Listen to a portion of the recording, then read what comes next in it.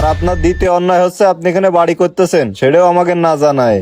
আর আপা, আপনি যখন একটা অন্যায় করেই ফেলেছেন, এর তো একটা মাসুল আপনার দিতেই হবে। এখন কি আর করবেন? এর মাসুল হিসেবে টাকা দেবেন 5 লাখ। 5 লাখ টাকা দিব মানে কিসের টাকা দেব? এই যে আপনি বাড়ি ঘর করতেছেন, এই এলাকায় কিছু ছেলে পেলে আছে, ওই ছেলে পেলের একটা খরচ আপনি দেবেন না? তাছাড়া ভাবি, আমরা কিন্তু খোঁজ খবর রাখি, আপনি যখন জমি কিনেছেন তখন তো ছেলে পেলেকে চান্দা দিয়েছেন, এখন তো ওরা নেই, সবগুলো পলায়েছে। এখন আপনাকে সুযোগ সুবিধা তো আমাকে ছেলেবেলে দেখবে, তা আপনি তাদের কিছু খরচপাতি দেবেন না?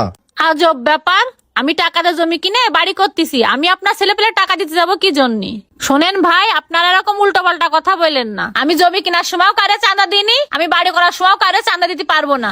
এ রায়ান, শুনেছিস উনি নাকি চাঁদা দিতে পারবে না। চান্দা যখন দিতে পারবে না, তাহলে কোনো কাজ হবে না। এই সব কাজ অফ কর। এ ভাই, কাজ অফ মানে আপনারা কি বলতে চাচ্ছেন? শোনেন ভাবি, আপনার একটা কথা বলি, এই এলাকায় এমন কোন লোকের ক্ষমতা নেই যে আমাকে চাঁদা না দিয়ে এই এলাকায় একটা বাড়ি করবে বা কোনো কাজ করবে। শোনেন ভাই, আমি মানুষেরা চাঁদা দিই না, এটা ভুল কথা। আমিও মানুষেরা চাঁদা দিই, তবে সেই চাঁদাটা হয় মসজিদ, মাদ্রাসা এবং এতিমখানার জন্য।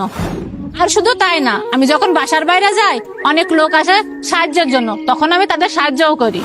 কিন্তু আপনারা যে চাঁদা নিতে আছেন, এই চাঁদা আমি কোনোদিনও দিব না।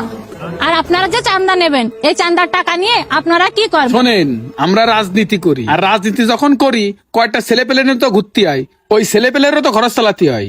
রাজনীতি করেন সেটা তো ঠিক আছে, ছেলে পেলে চালান সেটাও ঠিক আছে, তা তার খরচ আমি টানতে যাব কি জন্য? আর আপনারা কেমন রাজনীতি করেন? রাজনীতি মানে কি চাঁদা ধরা?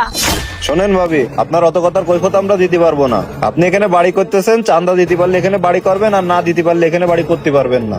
আমি আপনাদের কোনো চাঁদা দিতে পারবো না, আমি বাড়ির কাজও করব। দেখি আপনারা আবার কেমন করে